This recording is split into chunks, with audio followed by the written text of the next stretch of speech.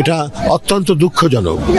রাজনীতি এবং বিরাজনীতিকরণের একটা মাঝামাঝি একটি পরিবেশের জায়গায় আমরা অবস্থান করছি বলে মনে হচ্ছে উপদেষ্টাদের কথায়।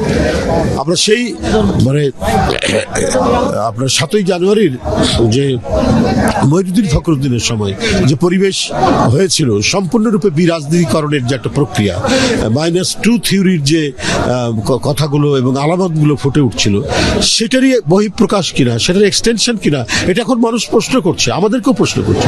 ঘটনাটা কি?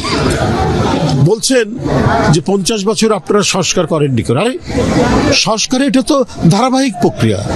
আপনার ইংল্যান্ডে যে কি বলে পোর ল, দরিদ্র আইন, ওখানে পার্লামেন্টের যদি আমরা ধারাবাহিক দেখি 1215 সালে ম্যাগনা কার্টা, আর এলিজাবেথের সময় প্রায় 1589-90 বা কি বলে এই সময় হচ্ছে পোর আইন। এখন যদি কেউ বলেন যে ওই দরিদ্র আইনটা কেন সেই সময় হয়নি, সে 52 সালে, এটা কি কথাটা কি মানাবে? এটা যথার্থ হবে? জনগণের দাবি যখন তীব্র হবে, ফুটে উঠবে, জনগণের চাহিদা যখন অনুভূত হবে, তখনই সেটা পার্লামেন্টের মধ্যে আলাপ আলোচনার মধ্যে দিয়ে আইনে পরিণত হয়েছে। বিশ্বের আজকের যে সবচেয়ে সুষ্ঠু এবং স্বাভাবিক যে গণতন্ত্রের প্রক্রিয়া যেসব দেশগুলোতে আছে, সেখানেও তাই হয়েছে। আমরা বিল অফ রাইটস দেখেছি, আমরা পিটিশন অফ রাইটস দেখেছি। আপনার মেয়েদের যে ভোটাধিকার কি ইংল্যান্ডের যে 800 বছরের যে গণতন্ত্রের যে ধারাবাহিকতা, একবার প্রথম দিকে কি হয়েছে, অনেক আন্দোলন সংগ্রামের মধ্যে মেয়েরা ভোটাধিকার পেয়েছে, এবং মেয়েদের যে অধিকার, সেই অধিকারটা 19বিংশ শতাব্দীতে অনেক বুদ্ধিজীবী লেখালেখি করেছেন, অনেক আন্দোলন হয়েছে। হ্যাঁ, কি বলে মহিলারা নানা আন্দোলনের মধ্যে দিয়ে তারপরে তাদের অনেক অধিকারগুলো নিশ্চিত হয়েছে এবং তারা ভোটিং রাইটস পেয়েছে। তো এটা তো একটা ধারাবাহিক প্রক্রিয়া এবং সবগুলোই করেছে কিন্তু পার্লামেন্ট।